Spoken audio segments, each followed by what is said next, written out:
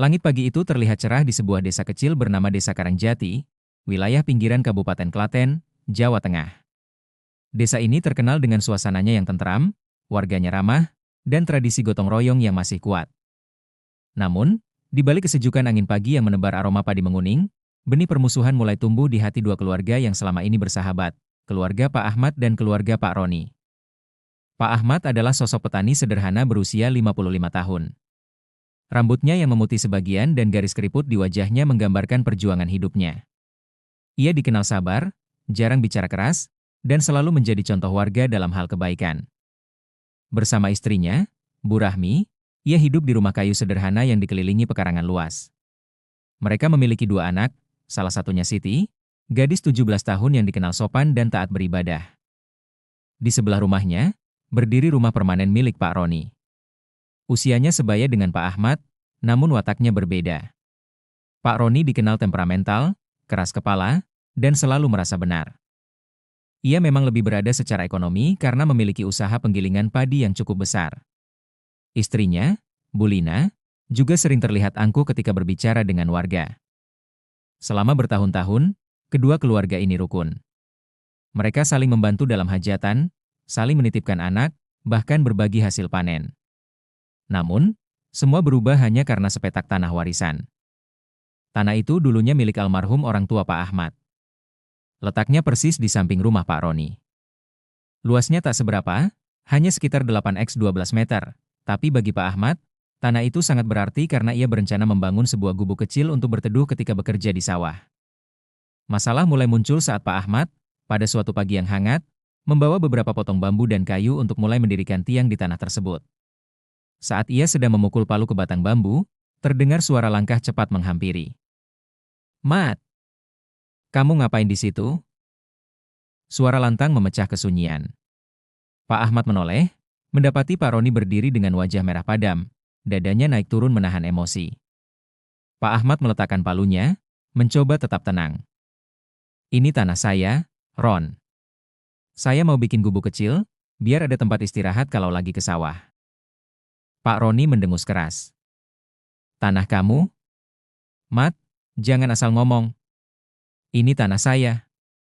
Sudah jelas batasnya dari dulu." Pak Ahmad tertegun. "Ron, ini tanah warisan dari bapak saya. Suratnya masih ada. Kamu pasti salah." Namun, Pak Roni tidak mau kalah. Ia melangkah mendekat, menunjuk tajam ke arah pagar kawat yang memisahkan halaman rumahnya dengan tanah tersebut. "Lihat pagar itu. Dari dulu sudah di situ. Kalau kamu bilang tanah ini milikmu, kenapa nggak dipagar dari dulu?" Perdebatan semakin panas. Suara mereka terdengar oleh beberapa tetangga yang mulai keluar rumah, penasaran dengan keributan pagi itu. Ada yang berbisik, ada yang mencoba mendekat untuk menenangkan, tapi emosi Pak Roni tak terbendung. "Kalau kamu masih nekat bangun di situ, jangan salahkan saya kalau saya bawa masalah ini ke pengadilan," ancamnya sambil mengepalkan tangan. Pak Ahmad terdiam. Ia ingin marah, tapi ayat yang pernah ia dengar di pengajian selalu terngiang di kepalanya. "Dan janganlah kamu memakan harta di antara kamu dengan jalan yang batil dan janganlah kamu membawa urusan harta itu kepada hakim." Quran Surat Al-Baqarah 188. Namun, hatinya tetap panas. Ia merasa terhina. Di depan warga, ia diperlakukan seolah maling tanah. Ia memilih pulang dengan langkah berat, meninggalkan bambu-bambu yang sudah ia pasang. Hari itu menjadi titik balik hubungan dua keluarga ini. Pak Ahmad yang biasanya ramah, kini enggan menyapa Pak Roni. Setiap kali lewat depan rumahnya, ia menunduk, menahan bara di dada. Namun, dendam yang ia pendam diam-diam tumbuh setiap hari. Malam itu, di kamar sederhana yang temaram, Pak Ahmad menatap langit-langit, air matanya jatuh tanpa ia sadari. Ia merasa dipermalukan di depan orang banyak. Dengan suara parau, ia berdoa. "Ya Allah, Engkau tahu siapa yang benar. Jika dia mengambil yang bukan haknya, Engkau beri dia balasan setimpal. Aku serahkan semuanya pada MU." Doa itu meluncur bersamaan dengan rasa sakit di dadanya. Ia tak sadar, doa yang keluar dari hati yang tersakiti adalah doa yang bisa mengetuk pintu langit. Namun, Pak Ahmad lupa satu hal, Allah lebih mencintai hamba yang memaafkan daripada yang mendendam. Dan pelajaran itu baru akan ia dapatkan setelah badai besar menghantam keluarganya. Malam turun di desa Karangjati dengan suasana hening yang biasanya menenangkan. Angin malam berhembus pelan, membawa aroma tanah basah dan dedaunan. Namun, di rumah Pak Ahmad, ketenangan itu hilang. Hatinya masih panas, pikirannya masih berkecamuk setelah kejadian memalukan pagi tadi. Pak Ahmad duduk di ruang tamu, menatap kosong ke arah dinding. Lampu bohlam redup menggantung di atas kepalanya, menyorot wajahnya yang murung. Di sampingnya, istrinya, Bu Rahmi, duduk sambil menatap suaminya dengan tatapan khawatir. "Bang, jangan terlalu dipikirkan. Allah tahu siapa yang benar," ucap Bu Rahmi lembut, mencoba menenangkan. Pak Ahmad menghela napas panjang. "Saya nggak bisa tenang, Mi. Dia tuduh saya maling tanah di depan orang-orang. Harga diri saya diinjak." Bu Rahmi menunduk. Ia tahu suaminya benar-benar terluka. "Kalau Bang Ahmad mau, kita urus ke balai desa. Tunjukkan surat tanah warisan itu." Pak Ahmad menggeleng. "Nggak, Mi. Saya nggak mau ribut panjang. Tapi hati ini panas. Dia harus dapat pelajaran." Kalimat itu diucapkan lirih, tapi syarat dendam. Ia tak sadar bahwa bisikan setan sedang menyusup ke hatinya, mengipasi api amarah agar semakin membara. Beberapa hari setelah kejadian itu, sebuah musibah menimpa keluarga Pak Ahmad. Siti, anak bungsu mereka, yang biasanya ceria dan rajin membantu di rumah, tiba-tiba jatuh sakit. Awalnya hanya demam ringan, tetapi dalam 2 hari, kondisinya memburuk. Tubuhnya panas, keringat bercucuran, dan yang lebih mengerikan, ia mulai meracau. Malam-malam menjadi mencekam karena suara rintihannya memecah keheningan. "Bapak, jangan marah sama Pak Roni." Suara lirih itu keluar di sela-sela napasnya yang terengah. Pak Ahmad dan Bu Rahmi saling berpandangan dengan wajah pucat. Bagaimana mungkin Siti menyebut nama orang yang tengah jadi musuh keluarganya? Pada malam ketiga, keadaan semakin aneh. Tepat pukul 12 malam, Siti terbangun dengan mata melotot, tubuhnya kaku. Ia menatap langit-langit, kemudian mengeluarkan suara serak, seperti bukan suaranya sendiri. "Bapak, lepaskan, jangan dendam." Setelah itu, tubuhnya lunglai dan ia pingsan. Bu Rahmi histeris. Tangisnya pecah sambil memeluk tubuh anaknya. Pak Ahmad, dengan tangan gemetar, mengambil wudhu dan mengumandangkan azan di dekat telinga Siti. Keesokan harinya, Pak Ahmad membawa Siti ke puskesmas. Dokter memeriksa suhu tubuh dan melakukan tes darah, tapi hasilnya normal. Secara medis, anak Bapak sehat. "Tidak ada penyakit apa-apa," kata dokter, heran. Namun, Siti tetap tak sadarkan diri. Malam-malam berikutnya, kejadian aneh terulang. Ia meracau, menyebut-nyebut nama Pak Roni. Bahkan, kadang tangannya bergerak seperti hendak meraih sesuatu di udara. Berbagai cara dilakukan Pak Ahmad, dipanggilkan ustaz untuk ruqyah, dibacakan ayat-ayat Al-Quran, bahkan diberi air zam-zam. Tapi hasilnya tetap sama. Ustaz yang meruqyah berkata pelan kepada Pak Ahmad setelah selesai. "Pak Ahmad, ini bukan gangguan biasa. Saya yakin, Allah sedang menguji Bapak. Bersihkan hati, jangan ada dendam. Karena 2 orang yang hatinya dipenuhi amarah, kadang bisa berbalik jadi musibah." Ucapan itu menusuk hati Pak Ahmad. Malam itu, ia duduk di sajadah, memandangi wajah pucat Siti yang terbaring lemah. Suara tangis Bu Rahmi terdengar dari kamar. Dalam kesunyian, Pak Ahmad merasakan sesuatu yang belum pernah ia rasakan sebelumnya, takut. Takut kehilangan anaknya, takut karena hatinya dipenuhi dendam. Ia mengambil Al-Quran, membukanya secara acak, dan matanya tertumbuk pada ayat ini. "Dan balasan suatu kejahatan adalah kejahatan yang serupa, tetapi barang siapa memaafkan dan berbuat baik, maka pahalanya dari Allah. Sungguh, Dia tidak menyukai orang-orang yang zalim." Quran Surat Asy-Syura, 40. Pak Ahmad menutup wajah dengan kedua tangannya. Air mata membanjir. Ia sadar, selama ini ia hanya berdoa agar Pak Roni mendapat balasan, bukan menyerahkan sepenuhnya kepada Allah. "Ya Allah, ampunilah saya, ampuni dosa saya yang memendam dendam," isaknya pecah di malam yang sunyi. Setelah semalaman berdoa, Pak Ahmad membuat keputusan yang mengubah segalanya. Ia akan memaafkan Pak Roni. Bahkan, ia berniat mendatanginya esok pagi untuk mengucapkannya langsung. Ia tidak tahu bahwa keputusan ini akan membawa keajaiban besar. Sebab, ketika seseorang meredakan permusuhan dan memaafkan, Allah bukakan pintu rahmat-Nya. Pagi itu, sinar matahari menembus sela-sela pepohonan desa Karangjati. Burung-burung pipit berkicau di dahan jambu, seolah tak peduli dengan gejolak batin yang dialami Pak Ahmad. Setelah semalaman menangis dan memohon ampun, tekadnya bulat, hari ini ia akan menemui Pak Roni. Pak Ahmad berdiri di teras rumah dengan sarung kotak-kotak yang melilit tubuhnya. Wajahnya masih sembab, tanda ia begadang semalaman. Di balik sorot matanya yang lelah, ada ketenangan yang jarang ia rasakan belakangan ini. Ia menatap ke arah kamar Siti. Anak itu masih tertidur, wajahnya pucat, napasnya teratur namun lemah. Sebelum berangkat, ia mendekati Bu Rahmi yang sedang duduk di pinggir ranjang Siti, menggenggam tangan anaknya erat-erat. "Mi, saya mau ke rumah Roni." Bu Rahmi menoleh cepat, kaget. "Ke rumah Roni? Untuk apa, Bang?" Pak Ahmad menghela napas panjang. "Saya mau memaafkan dia. Saya nggak mau dendam lagi. Kita sudah diuji begini, Mi. Saya takut Allah murka." Air mata Bu Rahmi meleleh. Ia menggenggam tangan suaminya erat. "Kalau itu jalan yang Bang Ahmad pilih, saya ridha. Semoga Allah beri keberkahan." Pak Ahmad melangkah keluar rumah.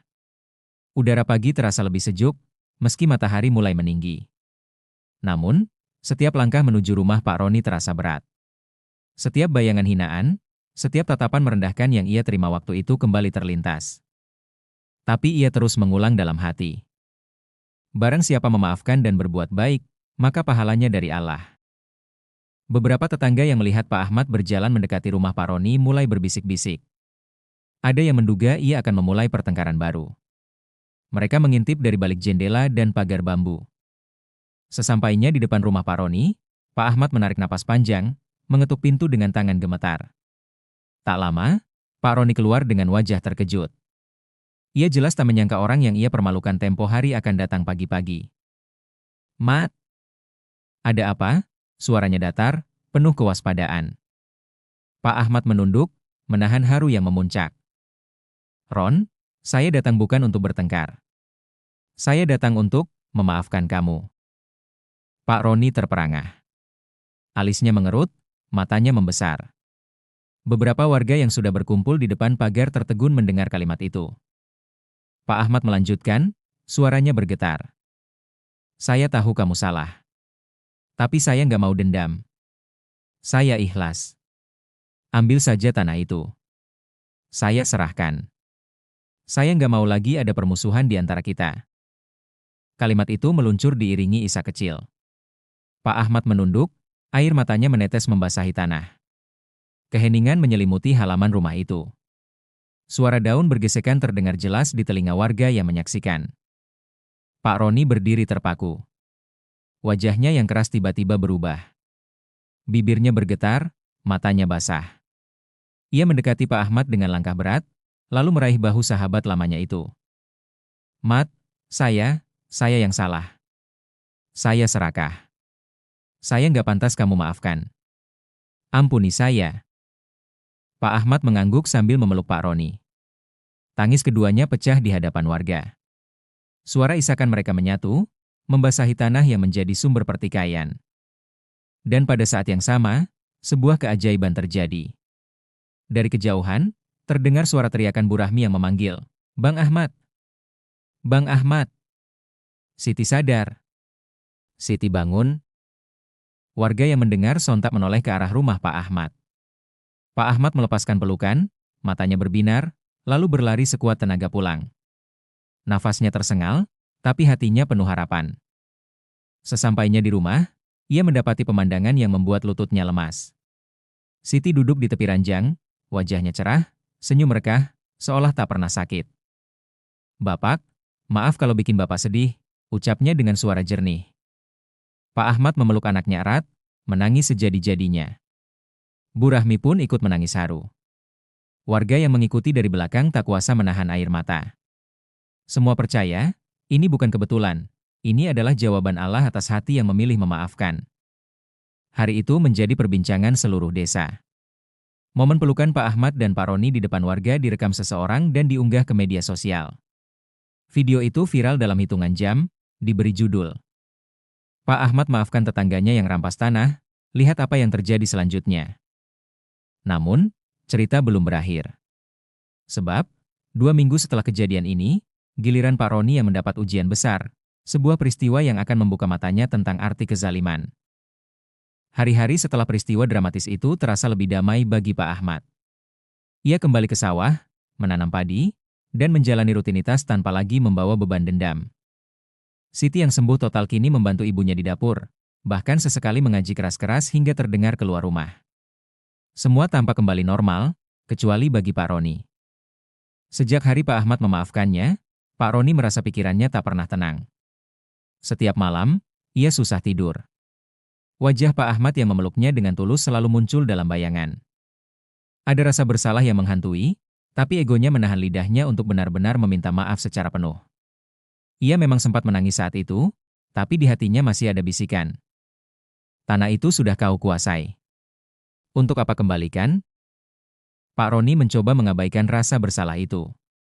Namun, Allah punya cara sendiri untuk mengingatkan hambanya.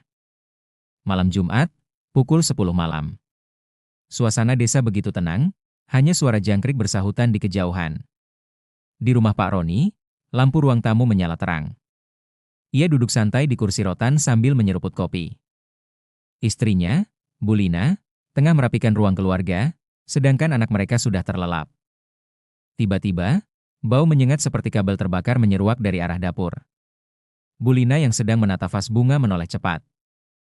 "Pak, bau apa ini?" Pak Roni berdiri, mendekati dapur, dan menemukan percikan api kecil dari colokan listrik yang menempel di dinding. "Ah, mungkin korslet. Biar aku cabut kabelnya." Namun, sebelum sempat ia cabut, letupan keras terdengar. Api langsung menjalar ke tirai dapur yang berbahan kain tebal. Dalam hitungan detik, kobaran api meluas ke langit-langit. "Pak! Api! Cepat, Pak!" teriak Bu Lina panik. Pak Roni berlari ke kamar, menggendong anaknya yang masih tidur. Ia berusaha menyelamatkan beberapa barang, tapi api bergerak lebih cepat dari langkahnya. Warga yang melihat asap mengepul segera datang berhamburan, membawa ember berisi air, namun angin malam justru memperbesar kobaran api.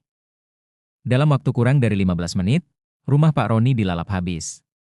Yang tersisa hanya puing-puing hangus, bau gosong yang menusuk hidung, dan isak tangis keluarga yang kehilangan segalanya. Saat warga memadamkan sisa api, mereka menemukan sesuatu yang membuat bulu kuduk berdiri. Di tengah puing yang hitam legam, ada sebuah Al-Quran yang utuh, tanpa noda sedikit pun, bahkan tidak tergores api.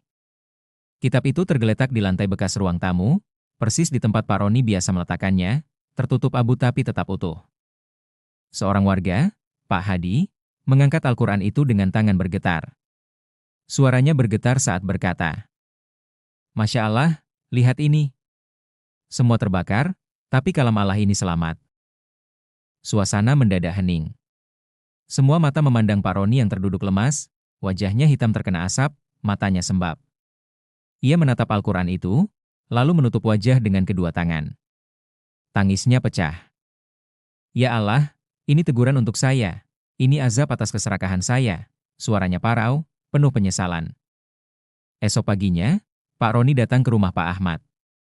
Bajunya lusuh, langkahnya tertatih, membawa sebidang kertas yang dilapisi plastik agar tak basah oleh sisa air pemadam semalam, sertifikat tanah yang pernah ia rampas. Pak Ahmad yang sedang duduk di beranda bersama Bu Rahmi terkejut melihat tetangganya itu berlutut di depannya. Warga yang melihat pun segera berkerumun. "Mat, saya datang bukan untuk meminta belas kasihan. Saya datang untuk menebus dosa saya. Ambil kembali tanah ini. Itu hak kamu. Saya mohon, jangan pernah berhenti doakan saya, agar Allah ampuni saya." Pak Ahmad terdiam, air matanya kembali mengalir. Ia berdiri, menarik tangan Pak Roni untuk bangkit, lalu memeluknya erat. "Ron, saya sudah maafkan kamu sejak kemarin. Ambil tanah itu kalau kamu butuh. Saya ikhlas." Pak Roni menggeleng keras. "Tidak, Mat. Tanah ini bukan hak saya. Saya sudah cukup diazab. Biarlah saya mulai dari nol." Saya akan bangun rumah di tanah warisan istri saya. Ini, saya kembalikan.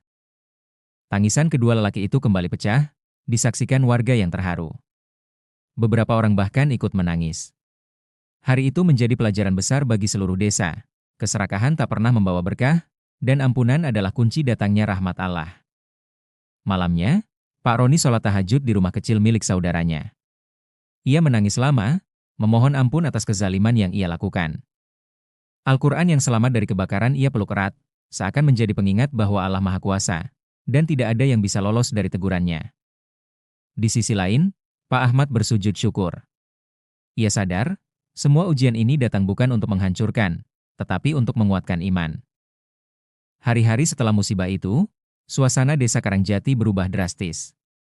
Bukan lagi karena permusuhan, tapi karena cerita tentang keajaiban, pengampunan, dan teguran Allah yang menjadi buah bibir warga. Orang-orang berdatangan, bukan hanya untuk melihat sisa puing rumah Pak Roni, tetapi juga untuk menyaksikan Al-Quran yang selamat dari kobaran api.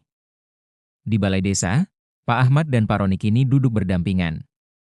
Mereka kembali bersahabat, bahkan terlihat lebih akrab daripada sebelumnya. Wajah Pak Ahmad memancarkan ketenangan, sedangkan wajah Pak Roni, meski masih menyisakan luka batin, tampak lebih teduh. Suatu sore, seorang pemuda desa bernama Arif, yang hobi membuat konten YouTube, mengunggah video kejadian itu. Dalam videonya, ia menampilkan momen ketika Pak Ahmad dan Pak Roni saling berpelukan, juga menyorot Al-Quran yang tetap utuh di tengah puing kebakaran. Ia memberi judul, "Luar biasa. Tetangga yang berseteru saling memaafkan, lihat apa yang terjadi setelah itu." Dalam hitungan jam, video itu viral. 1 juta tayangan dalam 24 jam. Kolom komentar penuh dengan doa, rasa haru, dan pengingat tentang kebesaran Allah. Masya Allah, ini bukti nyata bahwa memaafkan membawa berkah. Teguran Allah itu nyata, jangan pernah zalimi orang lain. Kisah ini bikin saya nangis. Allahu Akbar. Di malam yang tenang, Pak Ahmad duduk di serambi rumah sambil menatap langit penuh bintang. Ia menghela napas lega. Semua rasa dendam yang dulu membakar hatinya kini hilang, digantikan rasa syukur. Ya Allah, terima kasih Engkau beri saya kekuatan untuk memaafkan. Sementara itu, di rumah kecil saudaranya, Pak Roni sedang sujud panjang. Air matanya menetes, membasahi sajadah. Ia tak henti mengucapkan istighfar, memohon agar Allah menerima taubatnya. Di sampingnya, Al-Quran yang selamat dari api terletak dengan rapi, menjadi saksi bisu perjalanan hidupnya. Kisah ini bukan hanya menyentuh hati warga desa, tetapi juga jutaan orang di dunia maya. Ustaz-ustaz di berbagai pengajian bahkan mulai mengutip kisah ini sebagai contoh nyata Quran Surat Asy-Syura ayat 40. Dan balasan suatu kejahatan adalah kejahatan yang serupa, tetapi barang siapa memaafkan dan berbuat baik, maka pahalanya dari Allah. Sungguh, Dia tidak menyukai orang-orang yang zalim. Kisah Pak Ahmad dan Pak Roni kini menjadi pengingat bagi semua. Dendam tak pernah membawa kebaikan. Keserakahan selalu berujung pada kehancuran. Memaafkan adalah pintu menuju rahmat Allah. Video tentang kisah ini mencapai 10 juta tayangan dalam seminggu, trending di berbagai platform. Banyak orang yang menulis, saya belajar untuk memaafkan setelah melihat ini. Dan di desa Karangjati, 2 sahabat lama yang pernah berseteru kini duduk bersama setiap sore, menyeruput kopi, membicarakan hal-hal ringan, tanpa lagi ada sekat dendam.